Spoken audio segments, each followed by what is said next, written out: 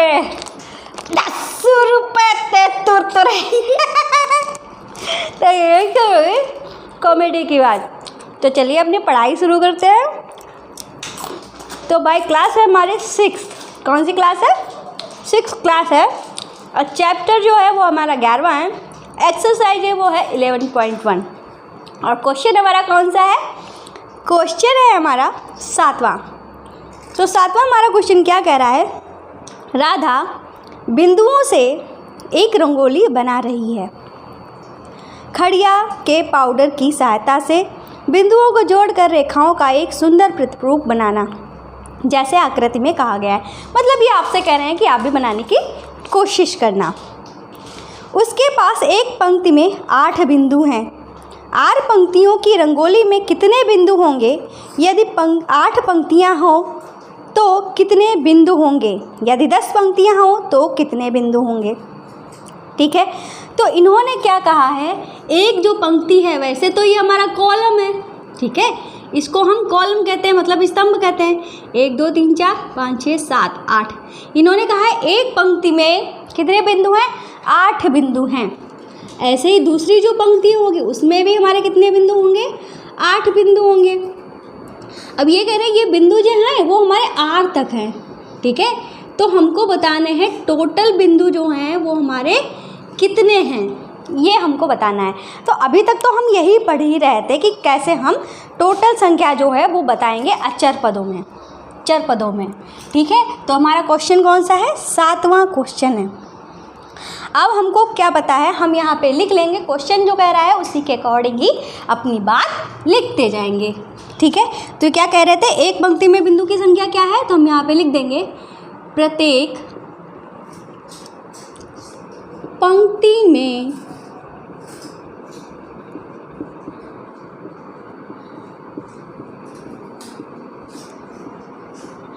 बिंदुओं की संख्या। तो प्रत्येक पंक्तियों में भाई बिंदुओं की संख्या कितनी दी है? तो वो दी है हमारी 8, ठीक है, 8 दी है। और इन्होंने क्या कहा है? पंक्तियों की संख्या क्या बताई है? वो इन्होंने बताई है 8। हम यहाँ पे लिख देंगे पंक्तियों की संख्या, ठीक है। तो हम ये क्या आपके लिख देंगे? पंक्तियों की संख्या। तो पंक्तियों की संख्या इन्होंने क्या दी है? 8 दी है। क्या दी है? 8। अब ये कह रहे हैं कुल बिंदु कितने हैं हमारे, यही तो कह रहे हैं ना। तो हम यहाँ पे लिख लेंगे, इसलिए कुल बिंदुओं की संख्या, बिंदुओं की संख्या। तो बिंदुओं की संख्या हमारी क्या हो जाएगी भाई? एक पंक्ति में हमको पता है, टोटल पंक्तियां हमको पता है, तो कैसे निकालेंगे? कुछ नहीं करेंगे, इस 8 को 8 से गुणा कर देंगे, तो हमारा क्या आ जाएगा? 8R। तो ये हो गया हमारा आंसर। अब ये क्या कह रहे हैं? अब इन्होंने कहा है कि यदि पंक्तियों की संख्या 8 हो, ठीक है। अब इन्होंने क्या कह दिया है? पंक्ति जो है हमारी कितनी है? R की जगह पे 8 हो गया है, ठीक है। तो हम यहाँ पे लिख देंगे यदि पंक्ति 8 हो तो कुल बिंदु, तो वो हमारे कितने हो जाएंगे? कुछ नहीं करेंगे, R की जगह पे क्या रख देंगे? 8 रख देंगे। तो हमारा क्या आ जाएगा? 8 8 64 बिंदु। ये हमारा हो गया आंसर। अब ये क्या कह रहे हैं? ये कह रहे हैं यदि बिंदुओं की संख्या यदि पंक्तियों की संख्या 10 हो तो कितने बिंदु होंगे? तो हम यहाँ पे लिख देंगे यदि पंक्ति 10 हैं, 10 हों तो कुल बिंदु। तो क्या करेंगे? R की जगह पे अब हमारा क्या हो गया है? 10। तो हम क्या कर देंगे? 8 गुणे 10 कर देंगे, तो 10 8 80 बिंदु हो गया हमारा आंसर। तो कितने आंसर आए? 1 2 3 क्वेश्चन के 3 आंसर हो गया हमारा। अब हमारा क्वेश्चन कौन सा है?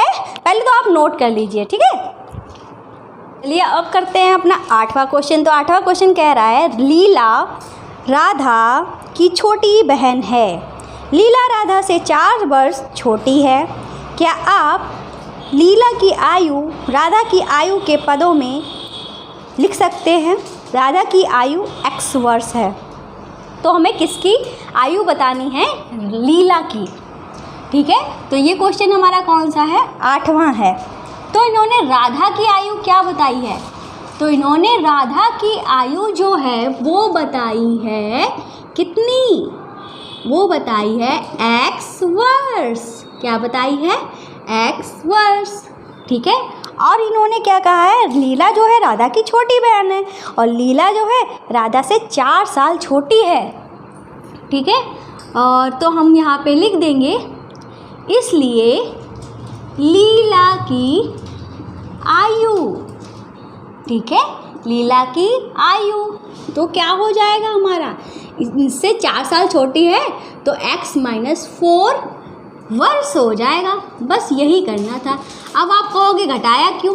भाई अगर आपकी कोई छोटी बहन है, मान लो आपकी कोई छोटी बहन है, वो आपसे 4 साल छोटी है और आप हैं 15 साल के, मैं कहूँगी अपनी बहन की आयु बताओ, तो आपको पता है कि वो मुझसे 4 साल छोटी है, तो आप अपनी एज में से ही तो घटा दोगे ना। आप 15 में से 4 घटा दोगे तो 11 आ जाएगा। अब इनकी कोई संख्या तो दी नहीं है, चर पद दिया है, तो इन्होंने क्या किया है? x में से ही 4 घटा दिया, आ गया। ठीक है, तो जल्दी से नोट करिए, तब तक मैं खाती हूँ तुरतरे।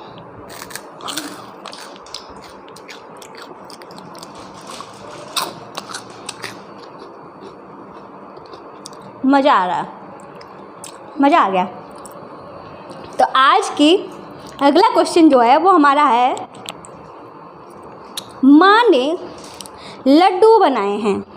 उन्होंने कुछ लड्डू मेहमानों और परिवार के सदस्यों को दिए। ठीक है, फिर भी 5 लड्डू शेष रह गए। यदि माँ ने L लड्डू दे दिए हों तो कुल कितने लड्डू बनाए गए थे? ठीक है, ये हमारा कौन सा क्वेश्चन है?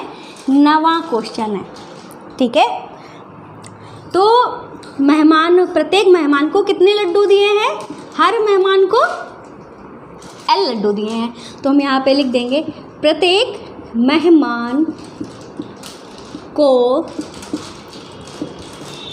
दिए लड्डू बराबर कितने? L बोला है इन्होंने, L लड्डू दिए हैं। ठीक है, अब ये क्या कह रहे हैं कि कितने लड्डू रह गए? 5 लड्डू जो है वो हमारे रह गए हैं, तो हम यहाँ पे यह लिख देंगे शेष बचे। वैसे शेष और बचा एक ही मतलब होता है। ठीक है, लड्डू, तो कितने शेष लड्डू बच गए? वो बच गए हैं हमारे 5। अब हमको बताना क्या है? कुल कितने लड्डू बनाए गए थे। ठीक है, मैं यहाँ पे क्लियर कर देती हूँ। यहाँ पे हमारा क्या लिखा हुआ है? सभी मेहमानों को लड्डू जो दिए गए हैं वो दिए गए हैं हमारे L लड्डू दिए गए हैं, मतलब सबको L लड्डू दिया गया है, एक इंसान को L लड्डू नहीं दिया गया है। ठीक है, तो सभी मेहमानों को कितने लड्डू दिए गए हैं? L, और कितने लड्डू बच गए? 5।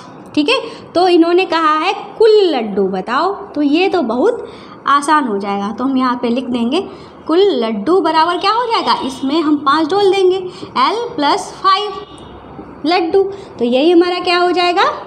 आंसर हो जाएगा। ठीक है, तो जल्दी से नोट करिए। तो चलिए भाई, अब हम करते हैं अपना कौन सा क्वेश्चन करते हैं? 10वां। तो 10वां हमारा क्वेश्चन कह रहा है, संतरों को बड़ी पेटियों से छोटी पेटियों में रखा जाना है। ठीक है, जब एक बड़ी पेटी को खाली किया जाता है तो उसके संतरों से 2 छोटी पेटियां भर जाती हैं, फिर भी 10 संतरे जो हैं वो शेष रह जाते हैं। यदि एक छोटी पेटी में संतरों की संख्या x लिया जाए तो बड़ी पेटियों में संतरों की संख्या क्या थी? ठीक है, काफ़ी लंबा चौड़ा क्वेश्चन है, तो चलिए हम कैसे करते हैं। तो पहले तो मैं इसको ओरली समझा देती हूँ। ये क्या कह रहे हैं? एक बड़ी पेटी है जिसमें हमारे संतरे भरे हुए हैं। ठीक है, अब बड़ी पेटी से क्या करना है? हमें छोटी पेटियों में संतरा भरना है। ठीक है, तो ये हमारी क्या है? छोटी पेटी है जिसमें कि हम संतरा भरते हैं। ठीक है। जब हम संतरा भरते हैं छोटी पेटियों में तो क्या होता है कि 10 संतरे जो हैं वो हमारे शेष रह जाते हैं। तो हमको बताना है कि इस बड़ी पेटी में कितने हमारे संतरे थे, ये हमको बताना है, ठीक है। तो हमारा 10वां क्वेश्चन कैसे लिखेंगे इसको, तो हम लिखेंगे कि क्या लिखेंगे हम यहाँ पे, जल्दी से बताइए।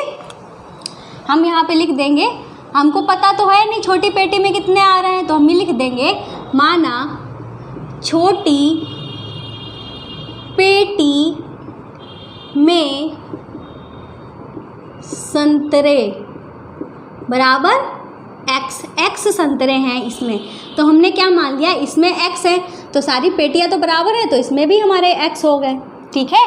तो हम यहाँ और हम क्या लिख देंगे, यहाँ पे हम लिख देंगे इसलिए 2 छोटी पेटी में संतरे, तो 2 छोटी पेटी हैं तो x प्लस x हो जाएगा, तो ये हमारा क्या हो जाएगा 2x के बराबर हो जाएगा, ठीक है।